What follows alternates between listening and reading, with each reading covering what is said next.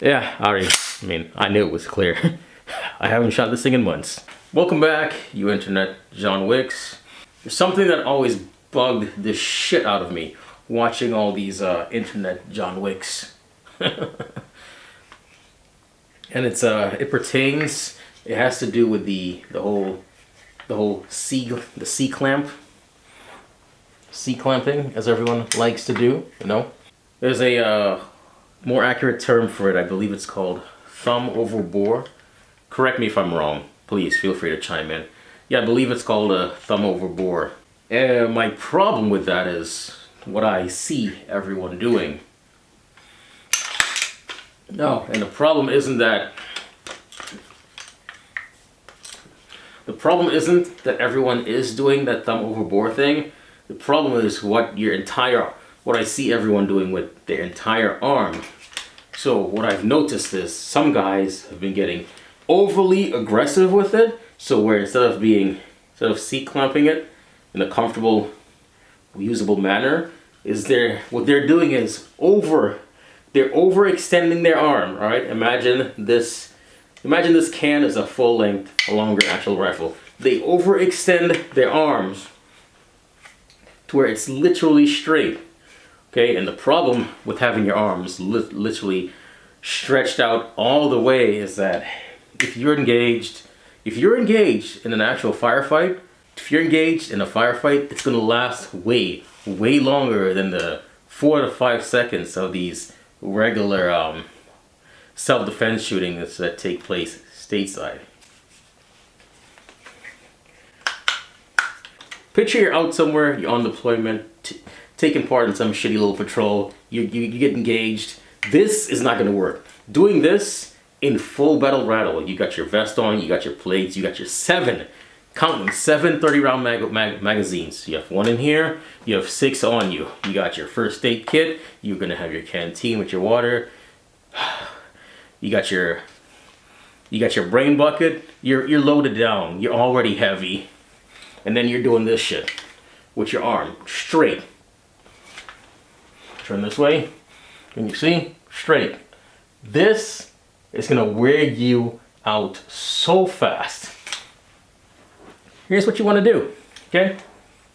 As you hold it, you don't want your arm outstretched. Oh, it's fucking stupid. Stop doing this shit. Here's how Uncle Sam says it should be done. In the smart way. Not outstretched all the way. Also, not right against the mag well also. I've seen guys do this. I myself have been guilty of doing this, mainly because with a lighter AR-15, it feels quite comfortable. Yes, it does. But doing this, you have less control on the weapon. Your weapon can be grabbed and easily manipulated. Now, you want to get halfway. You want to get mid-length of your barrel. Mid-length. Then do whatever grip works for you. You want to do the old school underneath thing? Fine. You want to C-clamp it? Cool. This right here, your elbow should be slightly bent. This is what you want. Look. See? The elbow slightly bent. That is what you want, boys and girls. Okay, moving on. The biggest sin that I've seen all of these idiots doing. Watch me. Watch. While they've got it outstretched and they're doing the C-clamp, some of these fools start doing this, getting over aggressive with the C-clamp, and now I can see their entire arm. It's literally above. It sits higher than the rifle, and they're literally walking around doing this, where the shoulder is actually starting to crane up like that, and it's almost like they don't realize they're doing it. Why on earth are you running around doing this? Why are you doing this? What is the benefit to that? Are you Batman? Are you fucking Batman? Gotham needs me. Dun dun dun. So this specific topic, I've been dying to talk about it since day one when I started purchasing firearms, trying to learn from reviewers, and I see a lot of them doing that foolishness. I'm like, wait a minute, that's wrong. Why are they doing this wrong thing? Why are they teaching people to do this wrong thing? Why are people soaking up this wrong thing?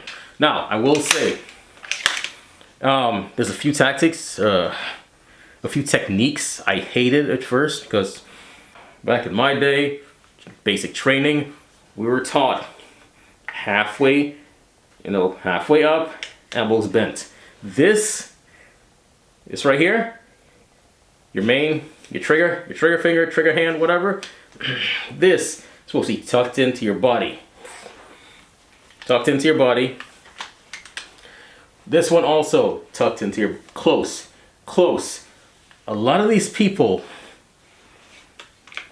that love to do the arm outstretch thing, here's another thing they also do. What I've noticed is I'm looking from the front, guys doing this jump from the front, the elbow, instead of being tucked in, because they're doing this overly aggressive C-clamp thing, their elbow is also stuck way out there. Way the hell out there. Don't place your body in an awkward, unnatural, uncomfortable position. Shit like that will hinder your performance in an extended firefight. Stop doing stupid shit like that. You want to be as comfortable as you possibly can. The more comfortable you are, the easier it is for you to move and get your job done. The easier it is for you to function. Anyway, please chime in below. Give me your comments, your concerns, give me your expert advice on why this makes all the sense in the world. I have seen some decent arguments where they say, with your arm outstretched all the way to here, say you're doing room clearing, whatever, you come through, someone gets the jump on you, they grab you the front of your weapon. They surprise you, grab the front of your weapon, you have more control as your arm's out there fighting it or whatever, as compared to, say, you're back here on the magwell. That makes sense. Sure, that makes sense. Why not just have your arm halfway? Because if you're clearing house, especially you guys that like to post all these constant room clearing videos, if you're doing that stuff, again, your shit's gonna get tired. You're gonna get so fucking tired. Your arm will fatigue. And let's admit it. 99.9% of us, we're not in good shape. I can't do this shit for a long time. I'm gonna be tired. If I can't do this shit for a long time, I know you guys damn sure can't do this shit for a long time. Food for thought, man. Chime in below. Let me know what you think. Cry, bitch, moan, what have you. A few of you may agree, a ton of you will disagree and cry. If you know a buddy that does this bullshit, send him this video. I could use a good laugh. Until next time, peace and chicken grease. Oh, wait. Comments. Gotta check out your comments from the last video. Hang you up. Cool. In case y'all are new here, I respond to comments, so let's get that shit done. Right, today's comments will be from where I leave off. Sighting in, new dot on the AK-47.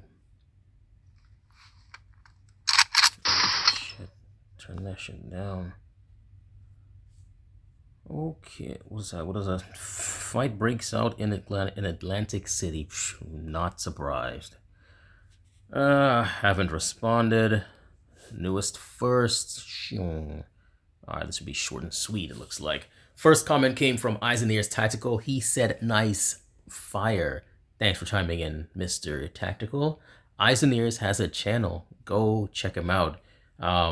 He recently picked up a Ramjet 3.0. I believe it's the Glock 19, Glock 43X, and I want to say Glock 17. They all ramjetted and kitted out.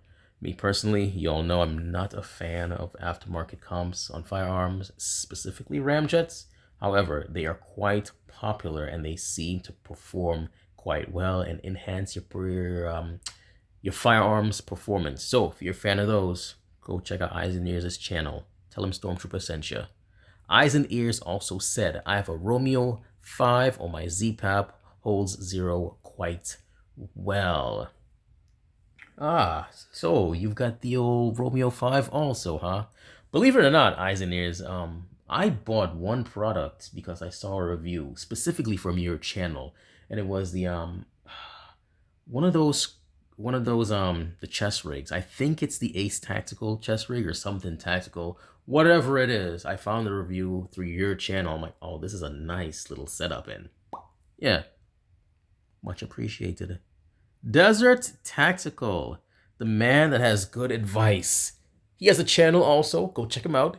He said, if you have a barrel there, why not use it as a stable platform to zero? You want to remove as much human error as possible. I also recommend 3 to 5 shot groups for consistency. I'll post a video link on how to zero rifle pistol I made. He's absolutely right. Matter of fact, I did mention it in this exact video. I didn't even bother using the barrel that's sitting right next to me because I'm just plinking around. Not even plinking, it's paper targets. I'm just pew-pewing for range fun. If I needed this weapon to defend myself, or it's a Red Dawn type of scenario, then yeah, sure. But nonetheless, he's correct. I should 100% get a stable platform to zero this thing. Next comment came from Eyes and Ears again. He said, "You got it now. Good zero." That's right, Eyes and Ears. This joint is it's zeroed. Actually, it's just sighted in. It's not perfect, but it gets the job done for what I need it to do.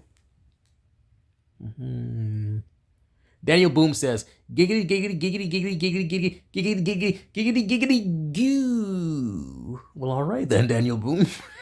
I guess he's having a grand old time. Last but not least came from Hans Gruber. Gruber said, "Nice, I just ordered an O-Sight SE in green." I looked it up after I saw your comment. I assumed all of these O-Sight optics came with it, was it the rechargeable case that goes over top and all this junk? But I have learned the SE, apparently, there's a difference between the SE and the non-SEs. One of the models, one of the variations comes with a regular battery tray or battery door that goes into the side, apparently. So they're not all rechargeable. I'm not gonna lie, Olights had me sold with their rechargeable flashlights, so I may try one of their rechargeable O-Sights to see how it works out for me. One of the smaller ones, not the giant housing joints. I don't like giant optics on handguns. They look kind of goofy. But yeah, the last comment, it sure was. Well, folks, thanks for chiming in. I appreciate you guys. As always, if you enjoyed my crappy video in any way, shape, or form at all, please share, like, subscribe for more. And I'll catch y'all later. Peace and chicken grease. Pew, pew, pew.